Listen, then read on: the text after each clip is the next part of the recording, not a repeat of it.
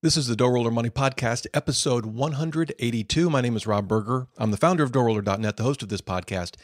Today we're going to talk about what I call the asset class swap, and I call it that because, frankly, it's the best thing I could come up with, and yes, I know it's pathetic, but it's actually a strategy that's made me some money, and I want to tell you about it and how I use it. Maybe it'll help you. If that's not enough, we're also going to talk about embracing constraints, and we'll throw in two-factor authentication for good measure. Welcome to the DoughRoller Podcast, where the best thing money can buy is financial freedom. We help you make more, spend less, and invest the rest. And now your host, Rob Berger. Whether you're just starting out, buried under a mountain of debt, or well on your way to financial freedom, this is the podcast to help you take your finances to the next level.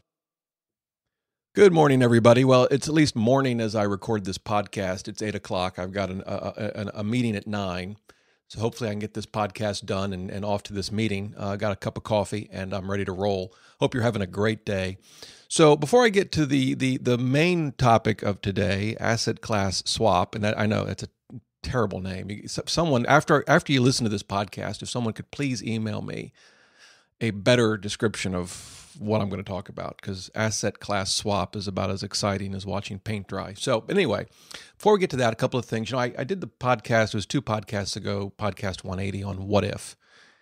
And I've gotten a lot of positive feedback from that. And I've tried to actually apply it in my own life, and particularly when it comes to constraints. We whether we recognize it or not, our lives are lived within constraints. You want to start a business, and you've only got so much money as capital to start it. Well, that the money that you have is a constraint, and you've got to learn to live within that constraint, hopefully succeed within that constraint. We all have constraints in terms of physical ability, mental ability, social ability.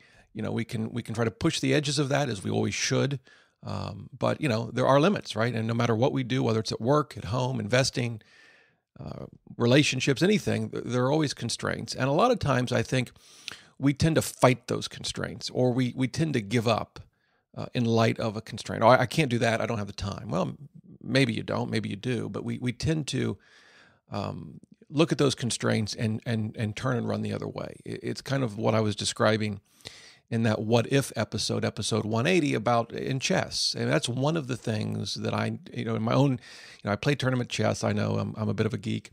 But one of the things that's holding me back is I'll look at a position, I'll consider a move, immediately come up with a problem with that move, and then just stop looking and move on to something else. And if I had just sort of worked through it and said, okay, well, what if I make that move anyway? Yes, I see that my opponent can do this or do that. All right, well, what if that happens? Now, what do I have? Do I still have a good position or not? And that came up in the context of this podcast.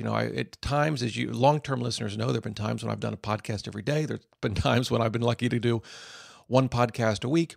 And the problem is usually, I've got work, I practice law. My wife every now and again wants to see me. I'm not sure why, but she does. The kids, every now and again, they want a dad. So I have all of these constraints. I mean, not that I would tell my wife that she's a constraint, and she won't listen to this podcast, so I think I'm pretty safe.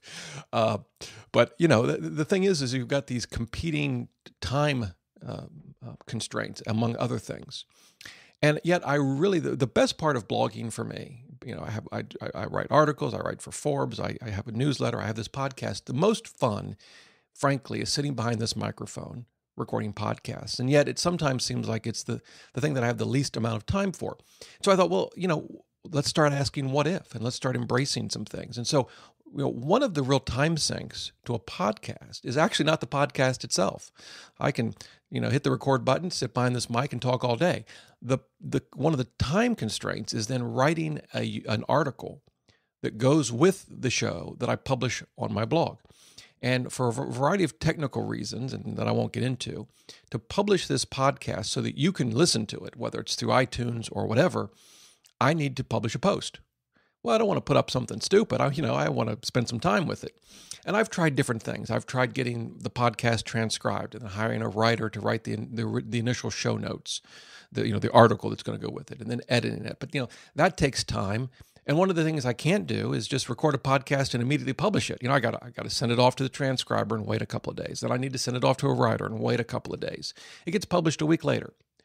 So I started asking, what if? For example, what if I don't publish an article? What if I can figure out the technology that will allow me to publish this podcast so you can listen to it without an article that goes with it? I mean, if I want to reference material in the podcast, which I will, as you'll hear, it's often to articles I've already written in the past, and I can give you an easy way to go find those articles. In some cases, it's articles on sites other than DoughRoller.net, perhaps on Forbes or US News or other places that I write, or in some cases, it might be articles written by other people that I think will be helpful to you. But what if I didn't write an article for each podcast, which, if you're not into podcasting, you're not into blogging, that may seem like, duh, Rob, why didn't you think about this a long time ago? Well, I don't know. I didn't.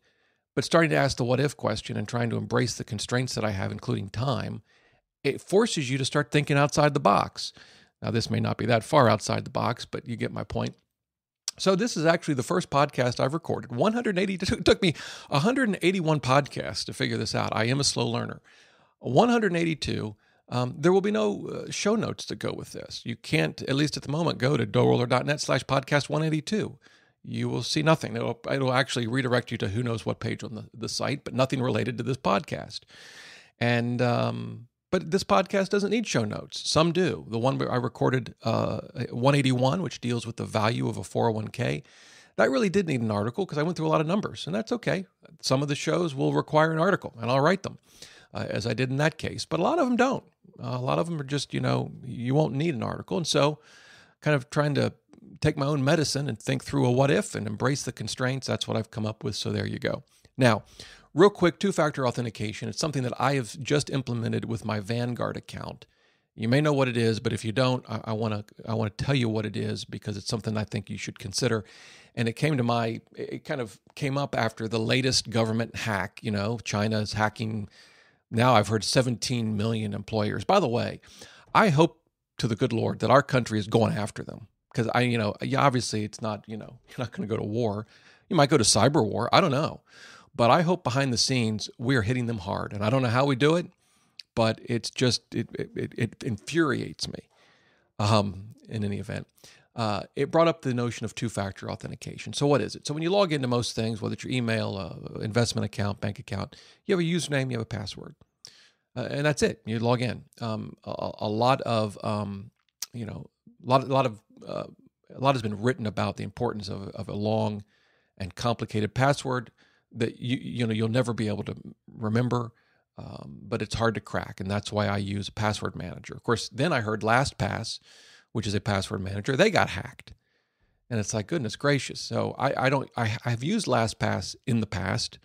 I use a different one now. I use Dashlane, but who knows? Maybe they'll get hacked too. I don't know. Now they do keep passwords in such a way that unless the hackers can decrypt your master password, they shouldn't be able to get access to any of your other passwords. But, who knows what's going to happen. So I've implemented two-factor authentication in Vanguard. So the way this works is, in addition to your username and your password, when you try to log in, Vanguard will text you a 6-digit security code that is good for 10 minutes. And you have to type that in order to actually get access to your account. Now, most financial institutions that I am aware of use what's called two-factor authentication if you try to log in on a computer that they don't recognize, one that you've not used before. And so the idea is if a hacker gets your username and password and tries to log in somewhere from China or Eastern Europe, I don't know why I picked those two locations. The financial institution say, this is a new computer. We just texted you a code. You need to put that in to get access. And of course, unless they've also stolen your cell phone and have your password to your cell phone, they're not going to get that code. They won't be able to log in. But some companies, not all of them, allow you to implement and activate two-factor authentication every time you log in, not just when you log in from a new computer. Not all companies enable that, but some do. Vanguard does. And yeah, it's a bit of a pain. Although I got an Apple Watch, I actually want it. And so I don't have to have my phone with me. If it's just anywhere in the house, I can get the text to my Apple Watch and type in the code.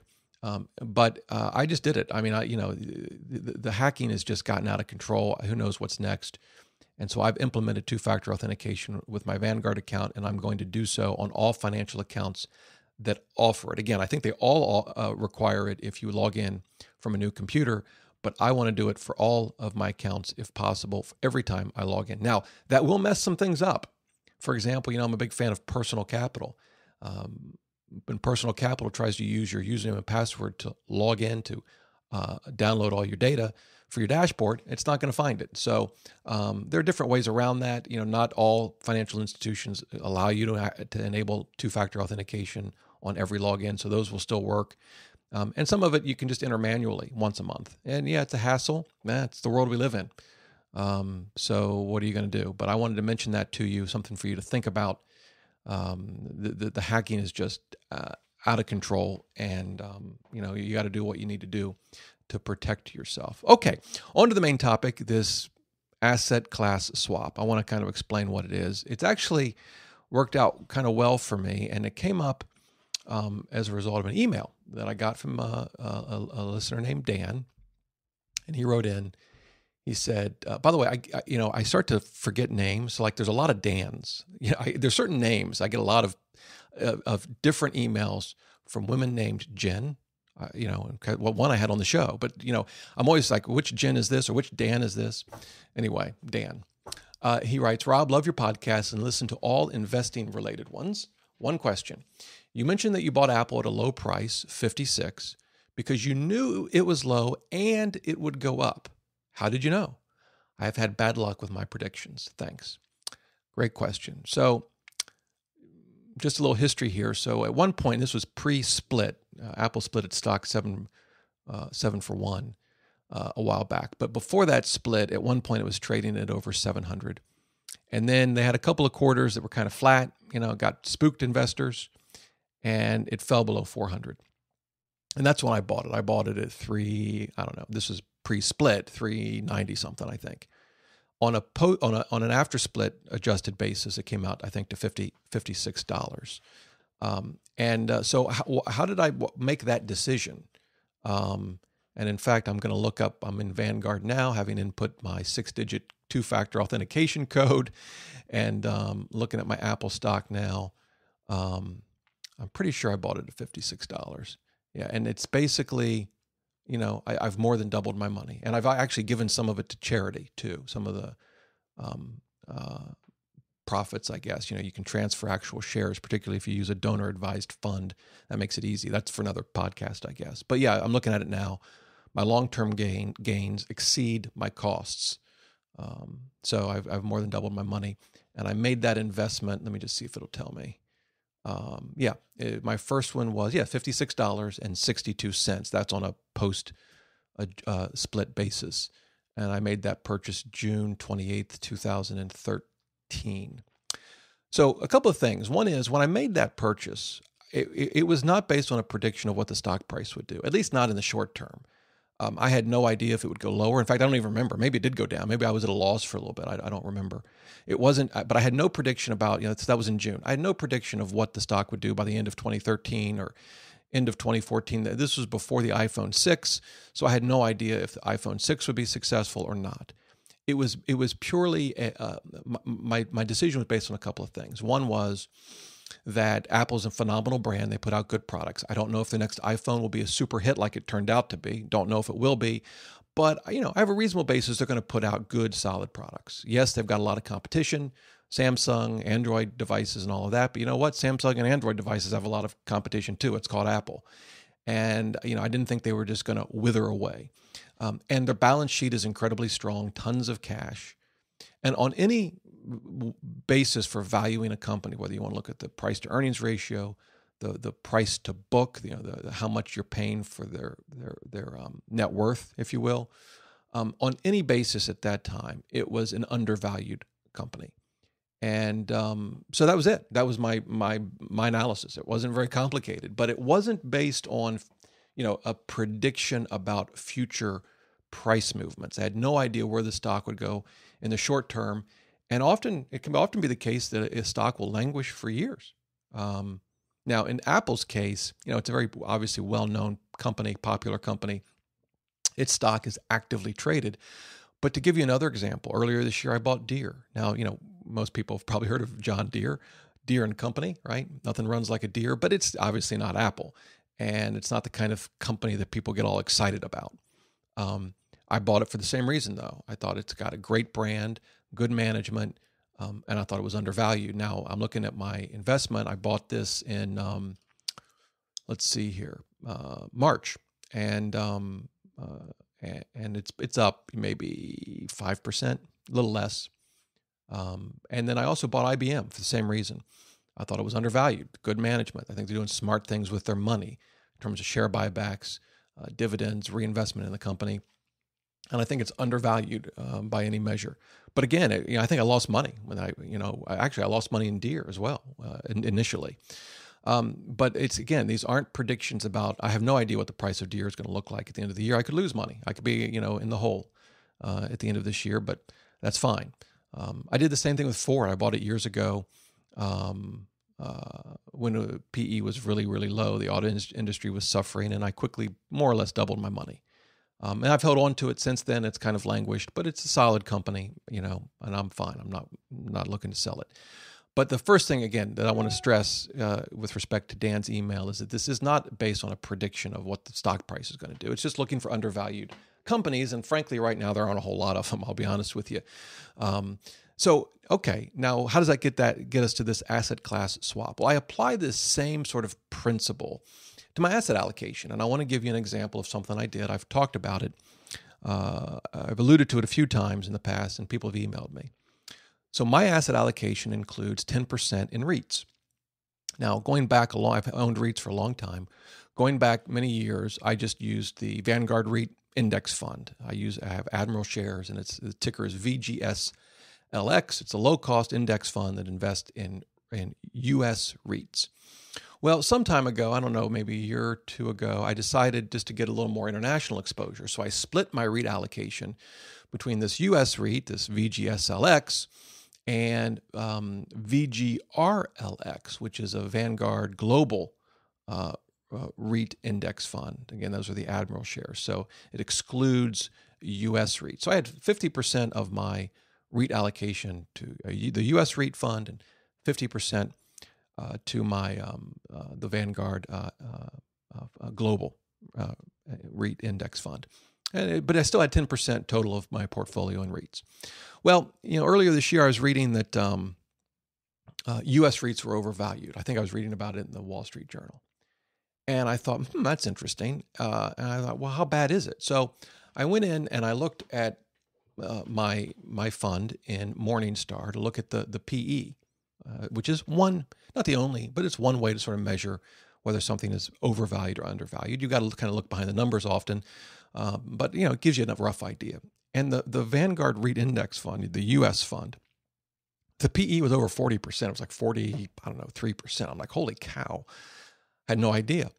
And then I looked at the global fund, and I knew that U.S. stocks had been on a tear, global stocks not as much, and the PE was like 14.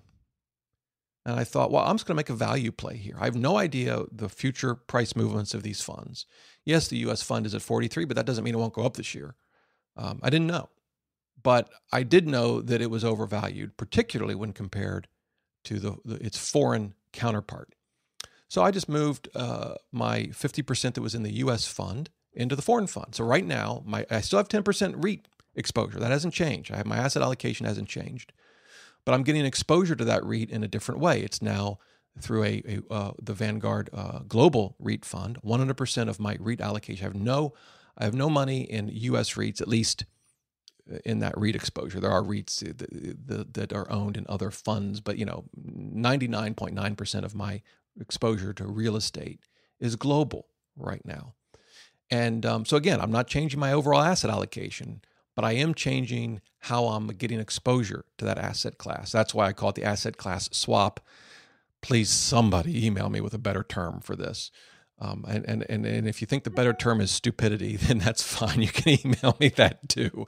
Hopefully you come up with something more clever than that. So, I kind of hesitate to give you the results of this because it's only been, 6 months this year, but we're in June, and you can't measure investment success over 6 months.